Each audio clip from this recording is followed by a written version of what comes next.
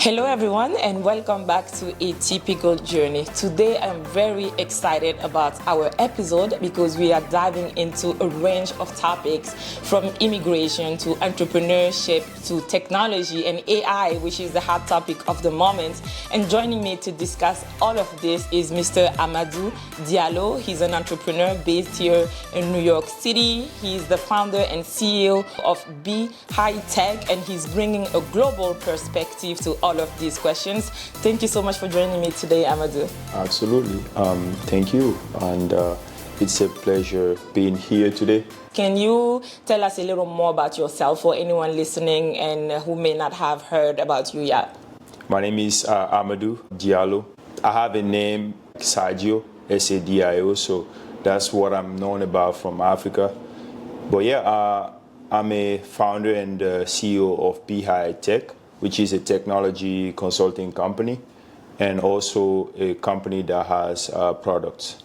So yeah, I'm from Guinea originally, and I came here since 2015, and I've been in the tech ecosystem from back home to the US with not only experience but also like understanding of the whole business dynamic for technology. And yeah. So you grew up in Guinea, that's in Africa. Can you tell us a little more about that environment growing up? What was it like, and are there any experiences that shaped the person that you are today? Thank you so much. I kind of grew up in Guinea region called Kanka. Essentially, I did Christian schools mostly, so 3 of them, so Emmanuel, Saint Jean, and Saint Marie. So yeah, then I went to the university in Conakry, where I essentially did my computer science degree, which is in the capital. I'm really passionate about basketball and also creativities from childhood, so I was always creating things at home, also helping with fixing day-to-day issues that we facing in the family and stuff. So yeah, I was the guy that is always responding to tech challenges or whatever it is. Is there any path that your parents wanted you to take? What led you to technology? I graduated from high school, and I wanted to do metallurgical engineering, which is tied to mining, because my dad is a mining engineer by profession. So I wanted to follow his path, like similar path. But we have a lot of challenges in the country as far as job opportunities and stuff. After the government oriented me to that specific university, which is in Bokeh, he decided to talk to me about potentially changing the path to a different path, which is really something that is going to be beneficial to me. So I thought about it and I said, yeah, this really makes sense. And also when you do computer science, you have access to other domains in general. So you can be someone creating one application for the medical field, for the mining industry, for anything. So that's why I picked up computer engineering.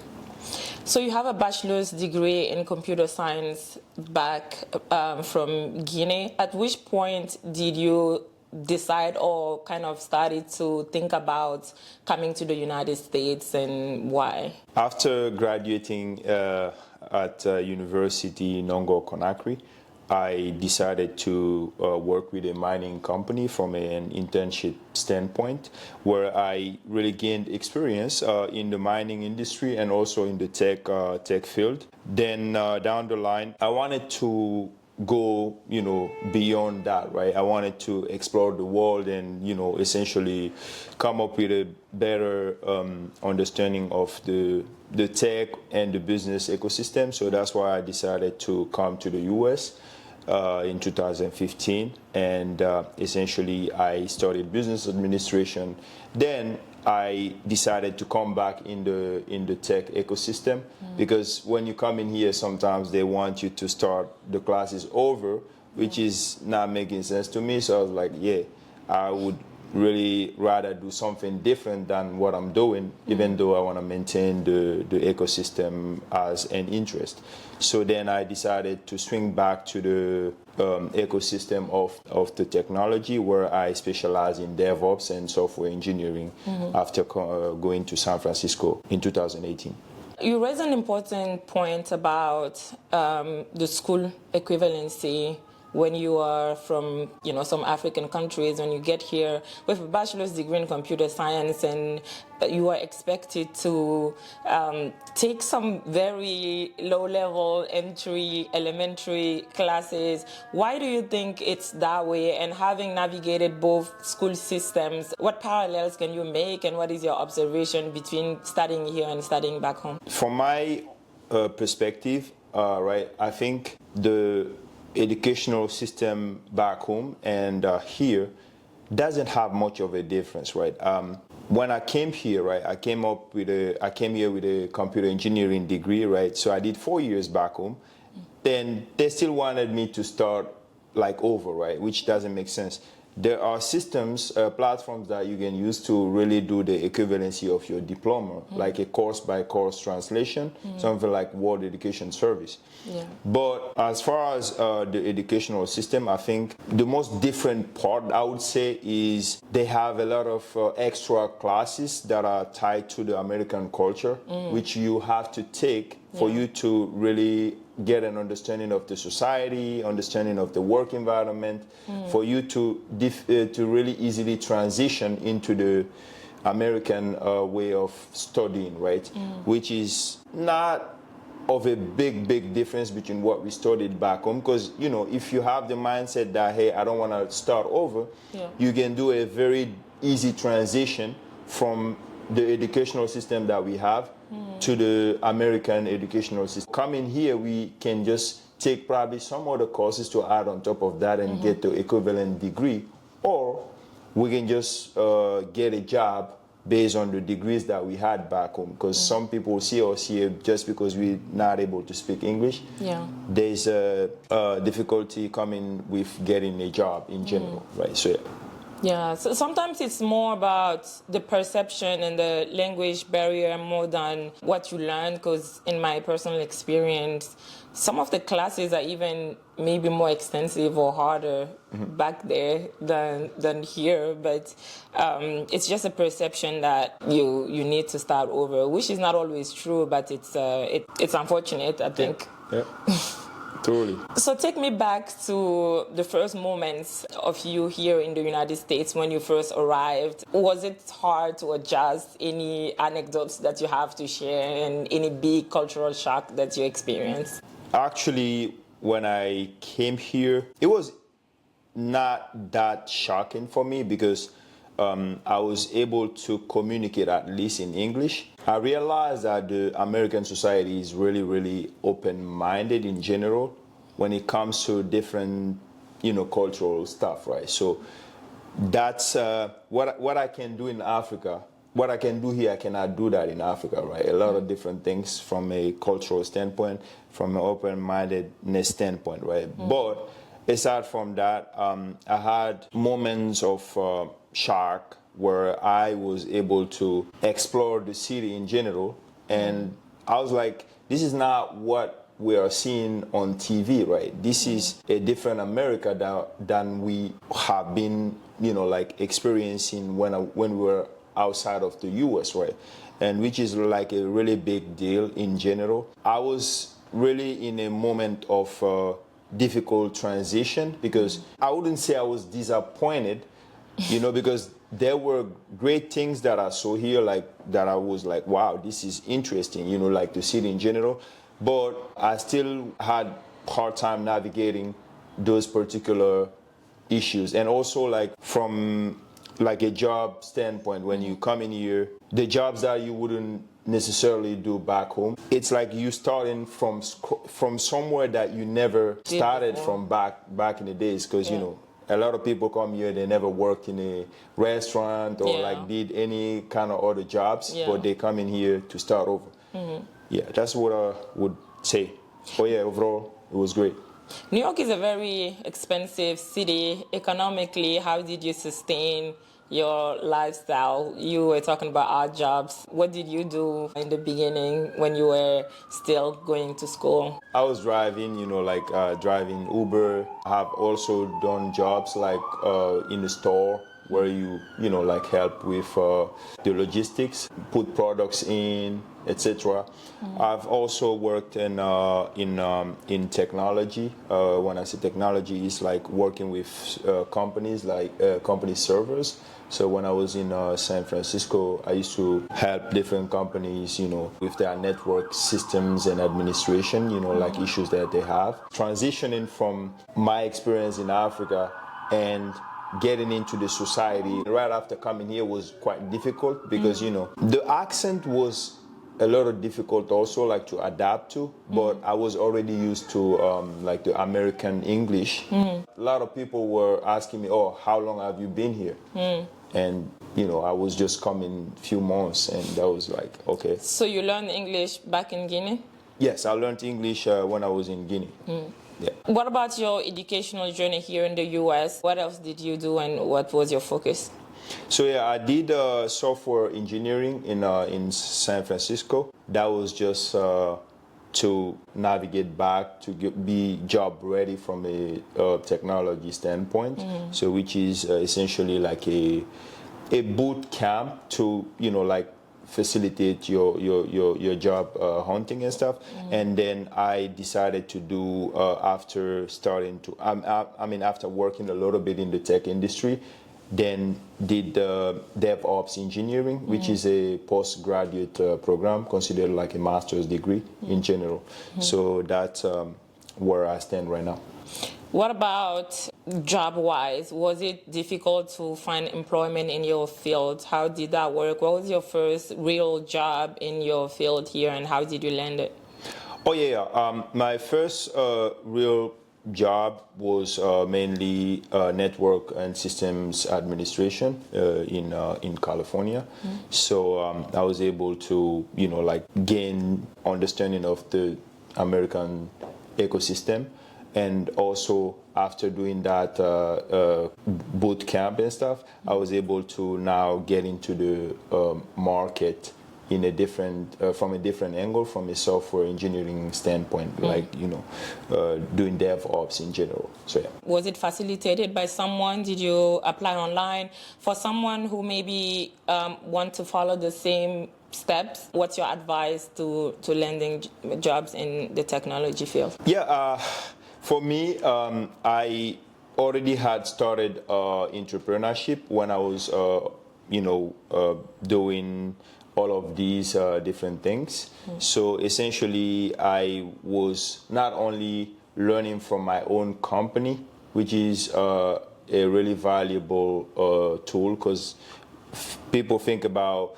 looking for internship in other companies, but even that sometimes is complicated, right? Because you have to start somewhere. So after building up all the portfolio that I had and learning from my team also, I was able to gain experience, and I eventually got my first job, which is like a remote style job for DevOps in a startup company. It wasn't something really crazy, but it was just something to start with. Then I was able to, get another job after that, and kept going until I fully dedicated to my company at some point. So you started your company right away. What motivated you to start the company? Did you see any gap in the market that you needed to fill? Where did that idea come from? Or have you always seen yourself as an entrepreneur? Actually, I've always seen myself as a leader, I would say, but like not specifically an entrepreneur. But I was in a phase of discovering myself, right? I realized a lot of times that there is always, because of the barriers that I mentioned earlier, people that are thinking that we cannot do more. When I say we cannot do more, it's like we are just looking for the bare minimum sometimes, thinking that, hey, this is where we belong. While we are also told that, no, you don't belong here. We know tech stuff more than you know, right? So when I looked at all of those things, I was like, you know what? I think I realized a little bit what this country is about. There's a lot of discrimination, and all these things. So why not just start my own stuff, because I'm struggling to getting what I'm really looking for. And essentially that's where, like I was a little more motivated to start a company, get things going. Is there a particular instance where you felt like your background hindered you from maybe landing opportunities that you feel like you deserved? Yeah, I mean, essentially, I've been to, I've been applying to jobs. I feel like when they interviewing you, it's like you are not even given a chance to show who you are, right? It's just like, hey, you flagged as, don't get me wrong, there are tons of great opportunities. There are people that are open to getting you the opportunities. But sometimes it's just like they're not really looking at your skills, but they're just looking at, potentially someone that is more in the American society that wants the job, and it's a matter of networking, right? Yeah. So that's my experience in general. When I say networking, when you look at LinkedIn, right? LinkedIn is based on networking. So what is wrong with giving an opportunity to ourselves or to someone that first than just getting an opportunity to a different, like to a person that you never know about, right? Yeah. So that's my take on that. Yeah, networking is really one of the problems for us as immigrants in the U.S. because when you move here, you don't know a lot of people. You didn't grow up with, your parents, friends, kids, or whoever is in this company that you've mingled with 20 years ago. You're just on your own. Yep. And it can be really hard because if you don't have people in certain circles to advocate for you or to at least give you the chance even to show what you're capable of, it can be hard. But what's your advice, though, for that? What can we do to maybe try to fix that problem a little bit? I would say we should network more, right? Because when you're in a society, it's very important to surround yourself with people, even if they're not really trying to help you necessarily. But it's good to surround yourself with people that can show you something different than right, in general. And one other thing that I would say is we should really focus on helping ourselves. When I say helping ourselves, is just like, why can't we just help ourselves get experience from what we are building ourselves, right? Because I have a lot of people that have gotten jobs, corporate jobs, with experience that they got from B-HiTech, right? So it's like if I was waiting to get get experience from a company, I would have been probably sitting around for years without getting something started, thinking that, I have to necessarily get a corporate experience while I can just build my own company, startup company, and gain experience from that, then even have other people that can also work under that company and gain experience. So it becomes a team stuff, and that really builds credibility. And we never know where you can get after that. So that's what I would say. Let's just build our own stuff, rely less on what other people are building. So then we take in ownership of different platforms that we have, and who knows, tomorrow we might be talking about big numbers as other people are. Yep. So at the same time as you are building your company, you are also working with and collaborating with other companies. What other companies have you worked for, and what are the big lessons that you learned from that? For instance, I've worked with a sport betting company, which is a startup company.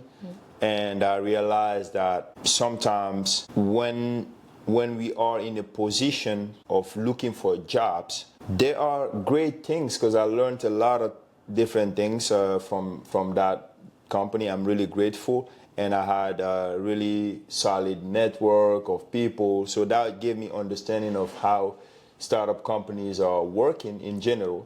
And eventually, that was also helping me in my own company, because even though I'm already a founder, but like, why not just let go of, I wouldn't say necessarily ego, but like if you're working for a company, you can still if you have your own company, you can still work for other companies. There's nothing wrong with that, right? So I was able to learn more, and I was able to apply some of that in my own company.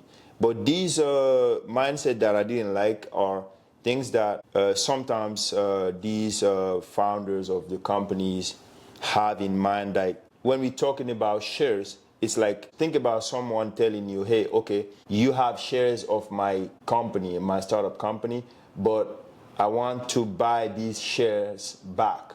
It doesn't make too much sense to me, because why do you not want me to keep the shares after I left the company? Why do you want to get these shares back? It's like, do we not deserve having shares in the company? But the mindset is like, they just want you to be the guy that thinks short term, the guy that is always looking at the jobs, but not the guy that is talking about big things. Like, okay, I can also be a guy that owns shares. I can also be a guy that owns company.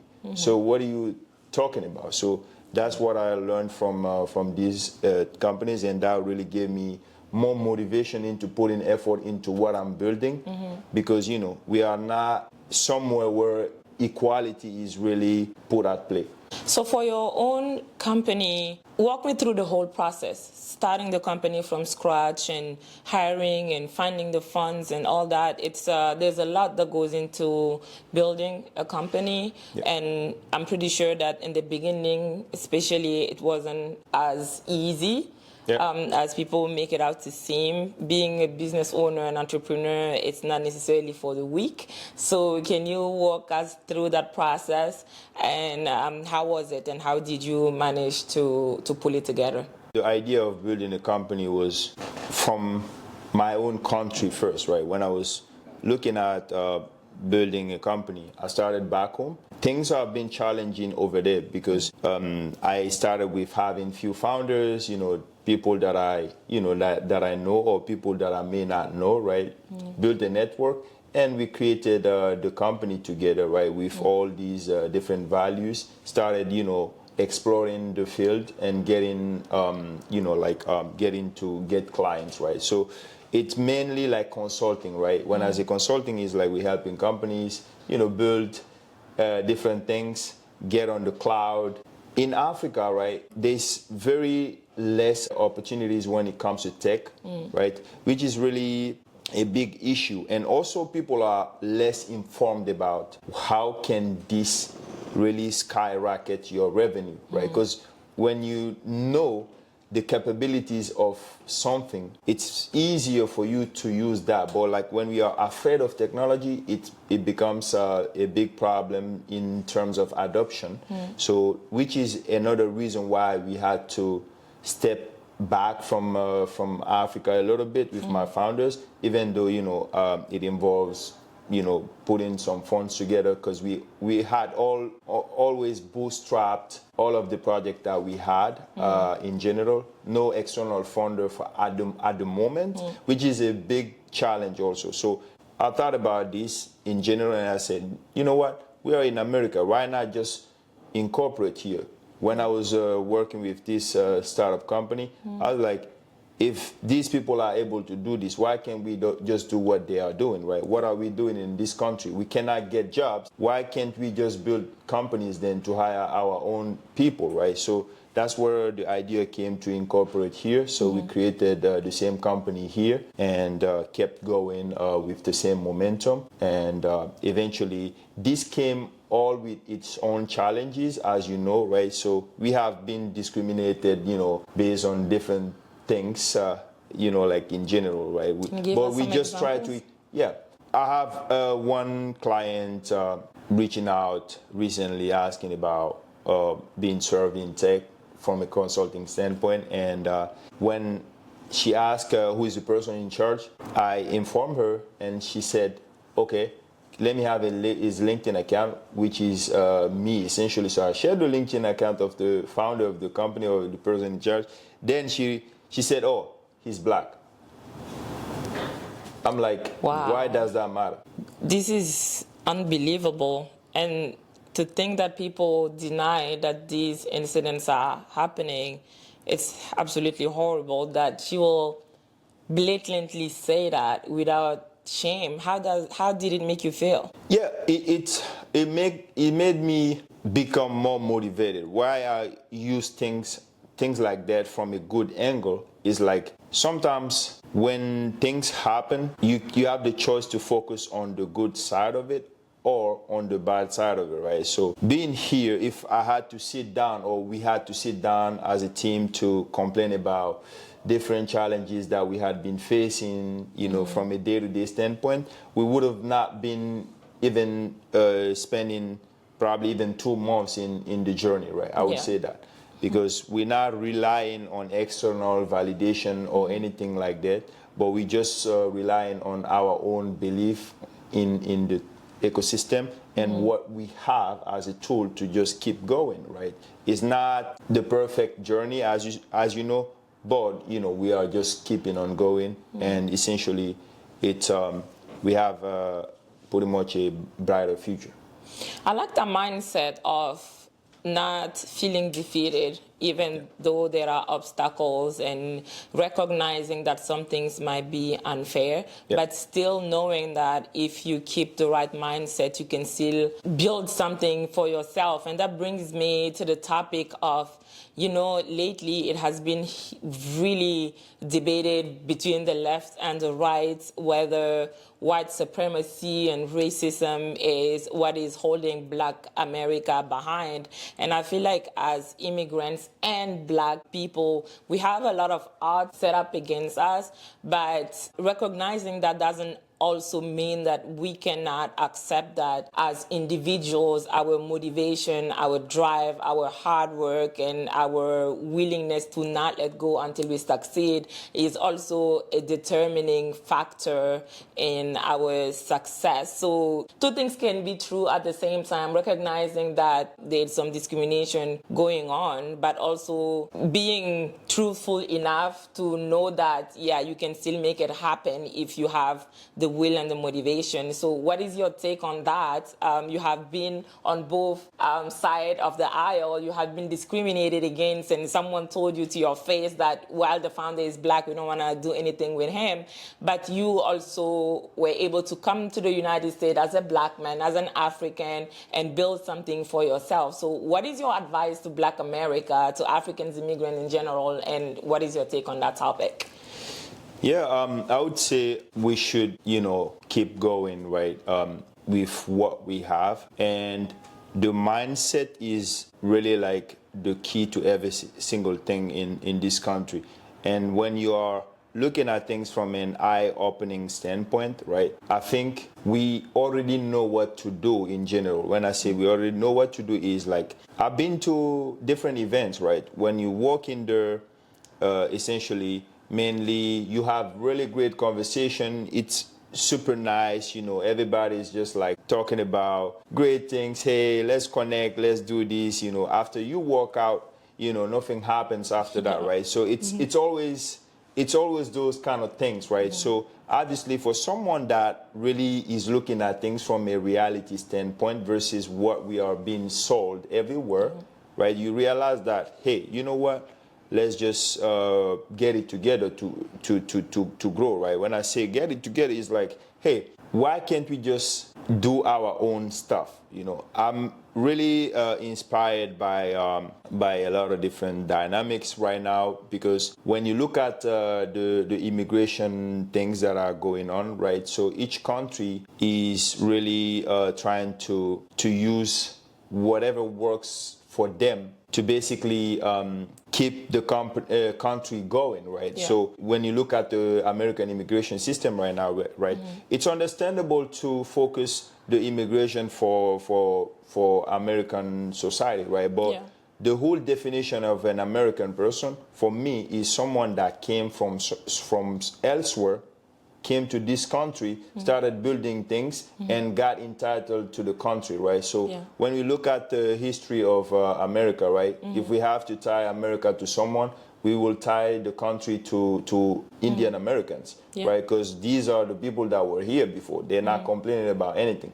So we just gotta believe that, hey, when you have capital, then you can be talking about what you need to do next in terms of this economy, right? And that's where we are not really too powerful, I would say, right? Yeah. So immigration, capital, right? So all of that is tied to business. When you have the money, you can do what you want to do, right? So I would say Black Africans, Black Americans, we all are supposed to keep working together to unite in order to change the dynamic in this country and even around the globe. Yeah. Building something for yourself definitely will make the difference. Elon Musk is an immigrant, but people tend to forget that because he made something for himself. So, yeah, I mean, the one thing is to villainize all immigrants as a whole, and of course, we will never be for that. But also to urge our brothers and sisters that when you come to the country, you should try your best to assimilate, you should try your best to do good for yourself and to be a contributing member of society. That's a very realistic point to make. So going back to your business, can you, especially for non-tech people, tell us exactly what you do, what do you create, who are your customers, and what problems do you solve?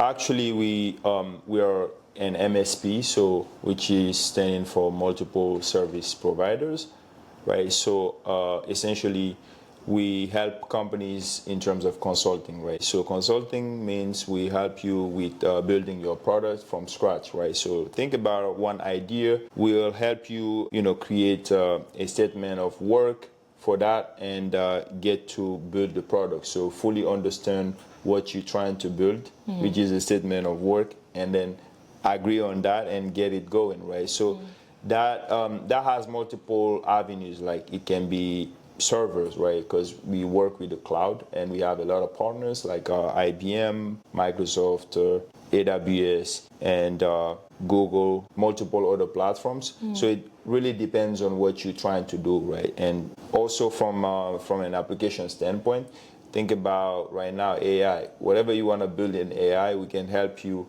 really establish that by listening to what you have as an idea and also adapting to what the reality of AI is in order to build something based on your needs, right? So it's a lot of things like that. And from a cybersecurity standpoint, people have issues with their applications. Like we can help you tackle the challenges, show where your system is vulnerable, and help you fix all of those things. So now from the mining side, we have one product that we created, which is MineLogX AI, which is a product used for the mining industry in general.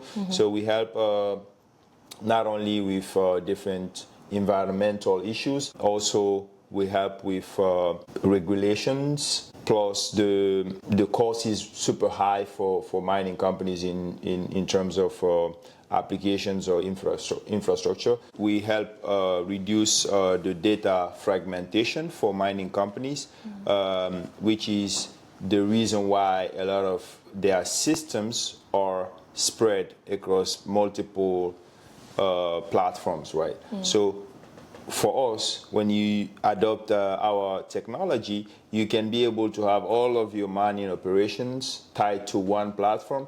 So with an intelligent way to manage all of your resources, know what is going on in the whole mine. That's what I can say. Because when you have a full picture of your mining site in general, that gives you a really easy decision-making opportunity in terms of tech. And it's tied to AI. When I say AI, it's like, hey, think about it. You can interrogate your mining site by asking, hey, what is the pollution level today, right? If it comes with all of that data just by prompting, that's really like a game-changing scenario, right? So, yeah, MineLogX AI is really like the future because it's cloud agnostic, which is really something that game-changing. You can use it anywhere.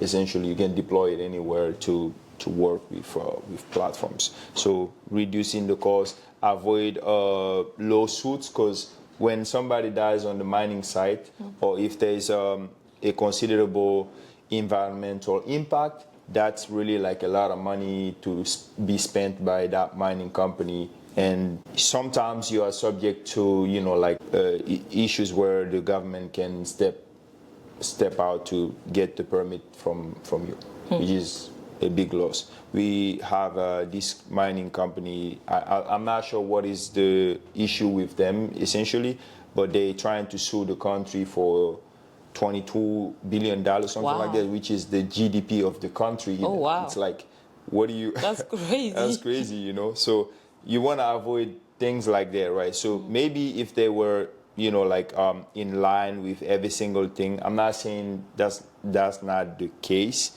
but, sometimes you can avoid things with technology. So, yeah. So from mining companies to the biggest companies in the US, how do you land those contracts? How do you find big clients like this to use your products? Yeah, essentially, for mining companies, we essentially looking for, companies that are either here or like back home.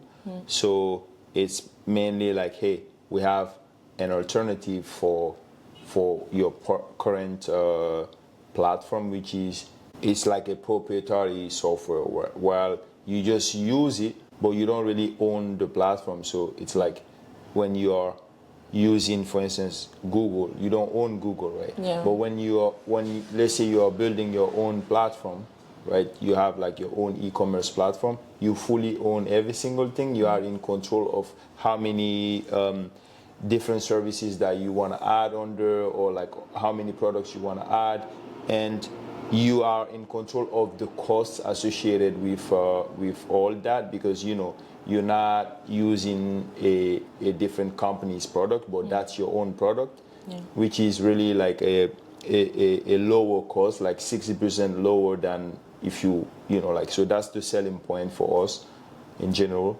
And from the violation standpoint and from the AI standpoint, it can really help your company, get a very easier decision-making process than just the traditional stuff that they have, because they're gonna be having different platforms. Each platform is tied to one specific company, right? But these platforms are not necessarily communicating data. While if you use one thing that is there and that is essentially having all of your data together, you can really centralize every single thing, and also reduce, because that's where the data fragmentation issue is lying essentially. Yeah. Is it challenging doing business overseas, especially in African countries, like you mentioned, when it comes to technology and digital? We are still a little lagging behind. Like, how is it challenging managing teams back there or deploying solutions in Africa? Yeah, I would say it's a mindset issue for me personally. The biggest challenge is like when they don't really know what is out there, which is an alternative to what is existing, or they think that whatever is there is the perfect, while it's not the perfect. Nobody is even questioning, okay, because if you have multiple options, then you can question. But if you don't have multiple options, then you just tied to one thing. This is what I know, this is what I'm going for, right? So that's mainly the challenge that I would say.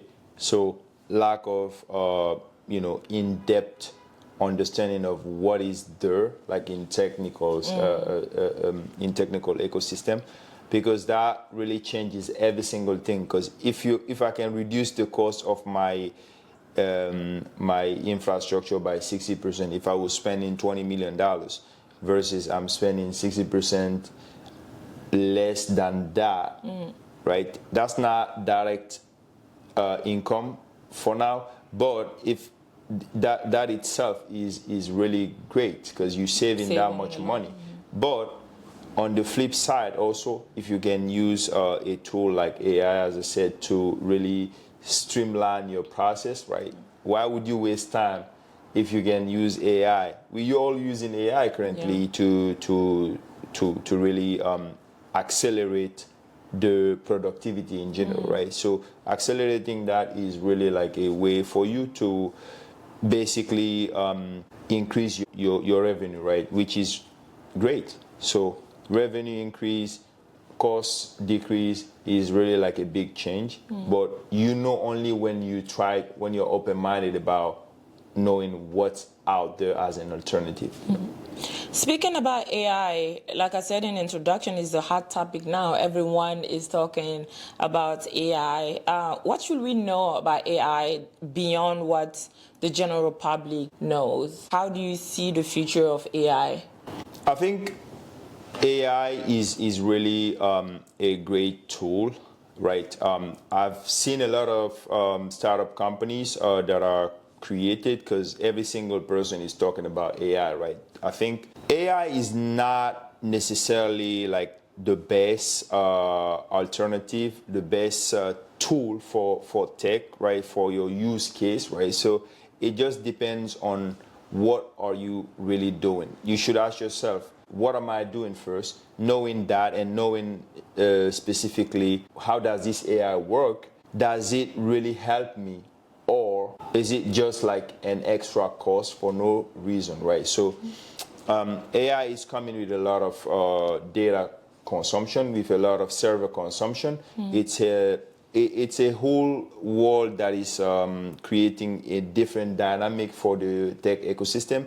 But there are other avenues like quantum computing that are coming into play also that are game changing at the same time. So the question should be like, I think if people are more focused on what AI is helping them do versus just thinking about AI itself, I think that's more helpful. For our platform, for instance, we're not too lenient into AI, right? So when I say lenient to AI, it's like the whole goal of the platform is not AI. It's just for you to use the cloud and manage all of your mining stuff and also be able to scale it or scale it down, right? So all of those things, and add extra services along the way, be in full control of that, right? That's the whole. When it comes to the AI side, that's completely optional. Let's say I have a millions of documents right now that I have to find a team to really look for information in, right? And which is time consuming, right? So what you can do is you can create a knowledge base to essentially put all of your documents in there and interrogate your AI knowledge base based on what you want to get as a data, rather than just trying to find a team that would spend a lot of time looking for the document, getting in there, and which is really, really time consuming and really even money consuming, right? So that's where AI can be really great, because you know, hey, I'm gonna have all of my data somewhere and I'm gonna interrogate it like very quickly and get the answer right there, you know. So I think that's where AI is standing. A lot of companies are gonna die in terms of AI, because once again, AI is just like a tool, but sometimes a lot of startup companies are here, which is they have raised a lot of $1 million, but the challenge is like, when would there be a point where they're not even making revenue off of that product?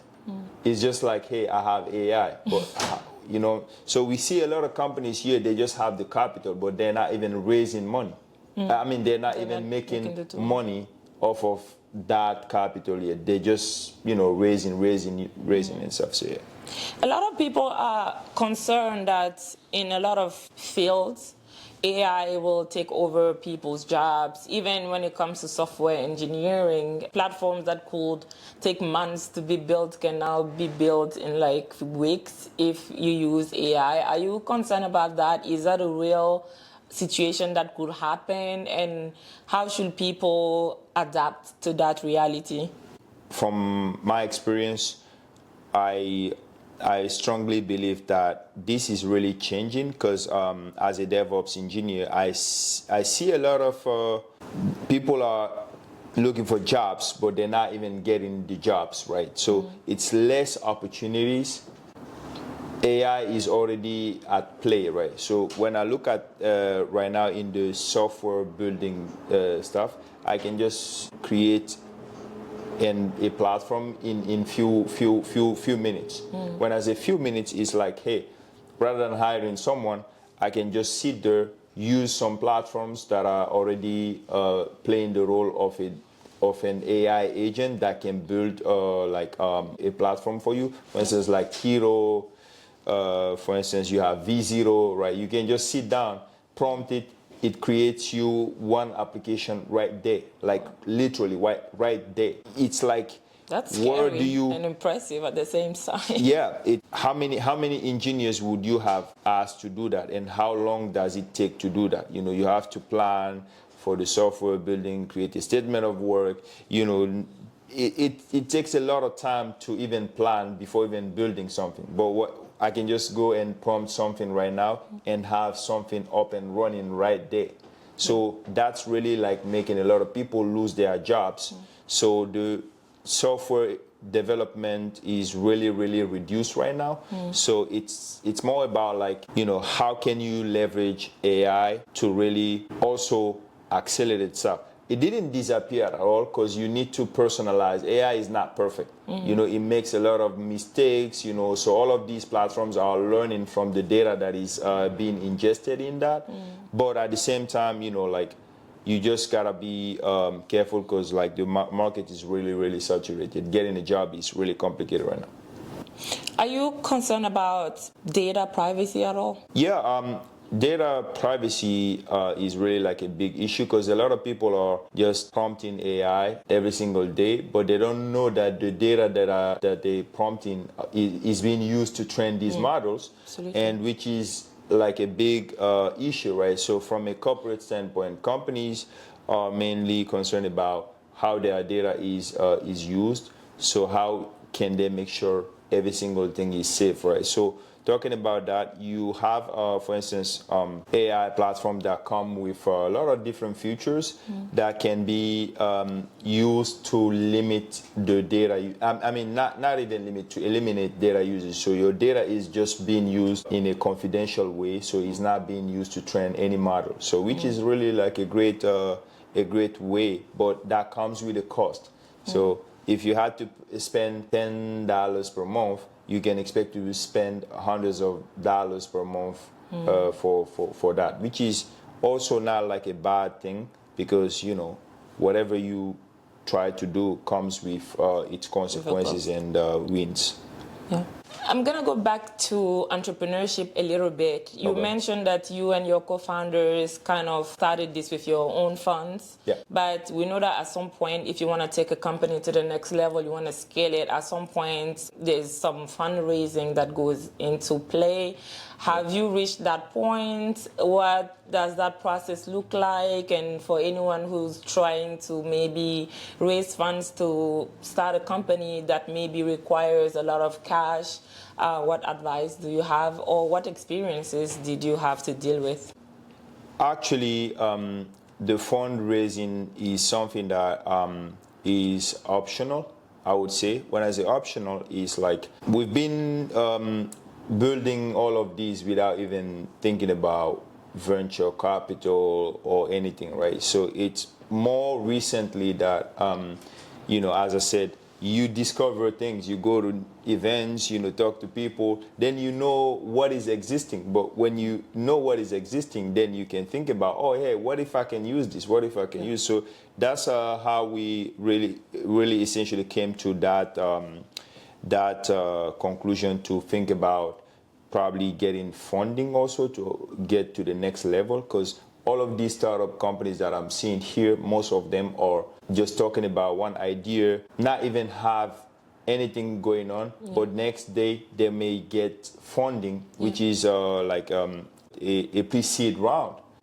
Sometimes millions of dollars, right? Yeah. While you're sitting here building something, somebody is just presenting a pitch deck, they see the business value of that, and they get funded. Yeah. So I would say the most important thing is not looking for funding, but is having something clear, because a lot of founders are here and thinking that we cannot get funding from some people, right? Because the market is really, there's no equality. We know all the realities and stuff, right? Because thinking about it, someone may not even look at your pitch deck. You're gonna be talking about something based on what you look like. It's like, okay, yeah, what's next? Or look at it and just move to the next level. But we want to focus on the part that makes more sense, which is there are great people out there that will look at your pitch deck for real. And what they're looking for is they're looking for what really matters. Like, what do you have? What is the product? What have you all built so far, right? What is the traction that you have, right? What's your business value and etc. Where are you trying to go with this product, right? Is this creating opportunities for us as investors and also for the society, right? So if those things are responded to, you can expect them to really review your pitch deck in detail and your company's background in detail, and expect them to probably potentially fund you, right? So funding is just like a long process. Like when I say long process, it can take you 6 months or even more, right? So when I say 6 months is just like, hey, closing a deal, because closing a deal comes with a lot of different things. They look at your pitch deck and potentially want to invest. Then it's like, okay, let's do the due diligence, because due diligence is a big issue in terms of that. Like they want to know what you have for the company in terms of resources, and they want to see the credibility of your company, your team, etc. So when all of that is kind of aligned, the rest is just like, hey, you know what, you got a deal, we're signing you got $1 million, or you have whatever amount you ask for. So most importantly is what do you want, right? How much do you want? Right, because how much do you want should make sense for them. Like, what are you using the money for? It's not like, hey, I'm just raising money. So, it has to be super crystal clear for them to get the full picture of the money is gonna be used for X and Z. Then this is the business value. This is what we're looking at for the near future as far as revenue. For the long term, we're looking at X amount or Z amount also. So all of that together will give them a good understanding of, do I invest or not? Yeah. That's a big question. And yeah. So do you think it's better to start small and prove yourself in the market and show the value of what your business idea will bring before even trying to find external funds? Or if you think that your idea requires a lot of investment, you can already start? And what should we stay away from when we're looking for maybe potential investors? As I mentioned, from the startup standpoint, a lot of startup companies will be dying, right? Because think about it. It's not only about like how much can I raise. Is mainly about how can I pay this back and keep my company going, right? How much am I willing to give for my company? Am I giving 20% or 30% of my company or 50%, right? Some people made that mistake and take money for an amazing idea that will blow off later to be billions, and then they just realize that they gave a lot of shares for money that wasn't even that much. Yeah, no, totally. That's one of the things also, like investors, they have control. When I say they have control, it's like, hey, you will have your company valuation, but they will tell you what needs to be done. Do you want to go with that, or do you want to like find another investor, right? So that's where having a lawyer is really also important. But even having a lawyer, you have to understand that, hey, what can I do now to stay away from getting like investors involved for me to give the shares? If that's the question, that's a good question. Then you can stick to either using the bootstrapping dynamic to keep building your platform with clients. Because like if I can get one client, if I'm looking for, let's say, $1.2 million, and I have a marketing strategy that can make me win probably even 10 clients that can pay each one $200K. Why would I go to ask for $1.2 million? If I can get in 2 years $1.2 million just out of revenue, right? So sometimes really too necessary, you know, so it just depends, right? What do you want? For instance, like some industries, they need really big amount of R&D, like research and development, where you have to really put the funds into that. It's a super lengthy process, you know, for that. So that's gonna be like the motive for you to use the money. But otherwise, always try to prioritize revenue over getting funding, because when you get the funding, you know, it's coming with a cost. Like, hey, sometimes you don't even have a lot of decision making in your own company, right? Which is a big deal. If they can take shares and sell it to someone else, like think about that. In the long term, you might not be winning, but in the short term, you're gonna think, oh, hey, I got 1.2 million. Then what is the next move? But sometimes don't you also think that when you're trying to avoid risk and avoid taking capital or loans, you also limit your growth? Like if you could have the capital, maybe that will allow you to take your business really to scale it to the next level, to hire the right people, to do the right marketing, and to, you know, triple, quadruple, or even, you know, by thousands your revenue that it would have taken you 20 years to make. Yeah, as I said, it all depends on what your business plan is, what your current situation, right? Because if, let's say, I have the ability to make some money from the short-term standpoint, and down the line even ask for a better deal in terms of funding, right? I would not necessarily raise funds right now, but like in the future, then I will probably just give like, hey, you know what? This is 5%. Okay, this is the value of my company right now. I can be able to give you 5% of my company, but I need this amount of money, which is a big amount of money. But you're already standing somewhere where you are at a better position in general, you know, which is really gonna be game changing for you, because you will make sure that, you know, that money is paid pretty quickly, and also, you know, you have full control of your company and stuff. So that's mainly my advice in general. Yeah, definitely. Sometimes you need to, you know, take a big risk and see, hey, you know what, I'm giving probably 20% of my company, but hey, what if this works? Okay, I have the other 80%. It might be like a big boom for the company and stuff. So yeah. So it's all about being strategic and knowing the right time to raise, and to know how to put yourself in a favorable position that you can negotiate better. Totally.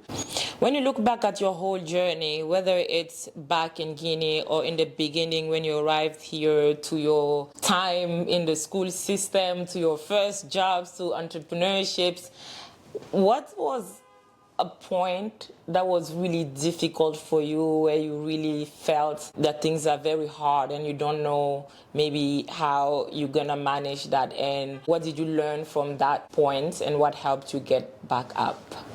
The job market is one of the biggest challenges in the US. You see that you are capable of doing a lot of things, but you still not getting there, right? You just applying here, applying there, and you're not really seizing the opportunities that you want to seize, right? Sometimes it may be like, hey, you need adjustment for essentially your background, right? You need to study more, you need to take more skills and stuff. But in the bigger picture, it's more about sometimes people don't understand.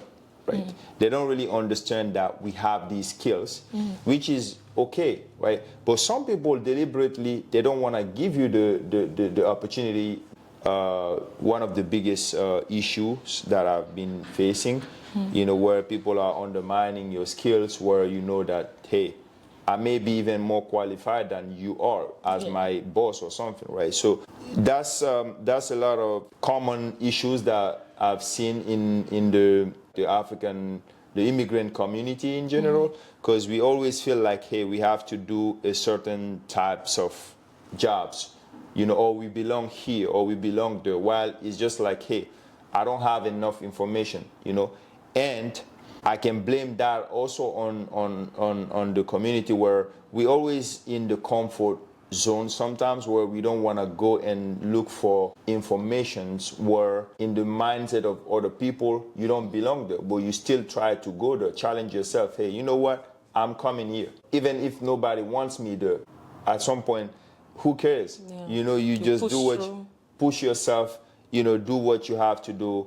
The rest is not in your control. But by doing that, you are opening up opportunities for yourself in the long term. So definitely those are the main challenges. Language barrier, when you're getting to be interviewed for a job, when you start speaking, your accent is the next barrier, while you can just be speaking even if it's a technical role. Because I've seen people in Africa speaking other languages. They don't even speak that good of French, but they're still doing the job. The technical part. Right? So it's like we can do the same thing here, So those are like my main challenges. And talking about entrepreneurship, as I mentioned, here fundraising is like a big issue, right? When I say fundraising is, we don't even have the mindset of like, can I get funds?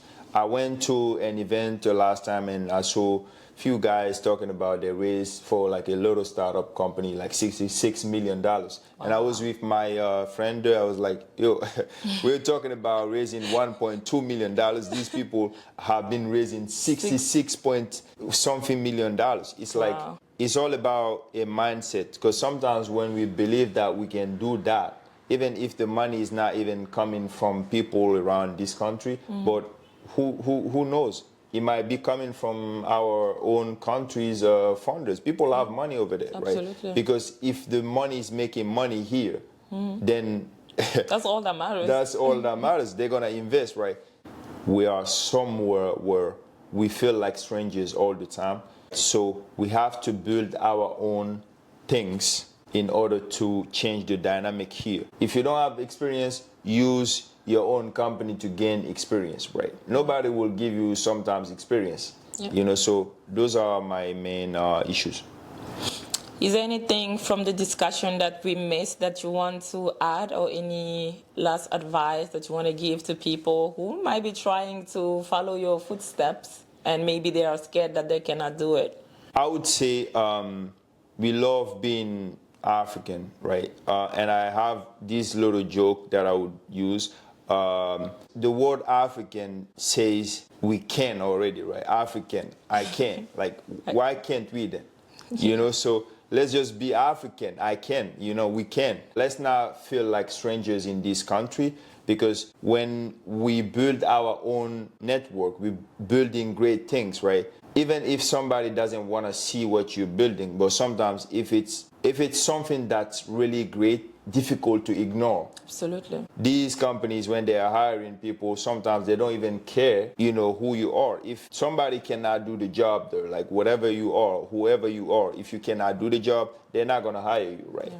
So that's what I would say. And definitely let's keep that mindset everywhere. Nobody's coming to save us, not here, not in Africa. We belong everywhere in the world. When I look at the tech ecosystem, when I look at everything in general, right? Even in other countries like Kenya, right? We have all these big corporate companies coming there, giving people great opportunities and all these things, right? So when are we becoming part of those who are also bringing these big opportunities to ourselves in our own countries? Because our own countries, we're not in control of what is in our own countries. Yep. Are we in control of what is going on in America also, which is most likely no, right? So yeah. I think we should really work together and be positive that we can build things. If we believe in ourselves, the rest of the world will believe in us to give us the funding to build whatever we have to build. Because they're making money, we're gonna be making money, and the world will be, seizing opportunities based on that. So that's what I would really say. And yeah.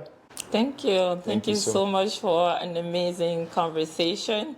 I learned a lot, and your journey is a testament that if you want, you can, and it's possible when you put your mind to it. I know you are still on your way, and I have no doubt that you will accomplish more amazing things. And I hope that people who have doubts can look at that and get inspired. So thank you again for coming. Thank you so much. I really appreciate the opportunity, and I think this is a great way for all of us to, send out messages to people for possibilities to open up for all of us here.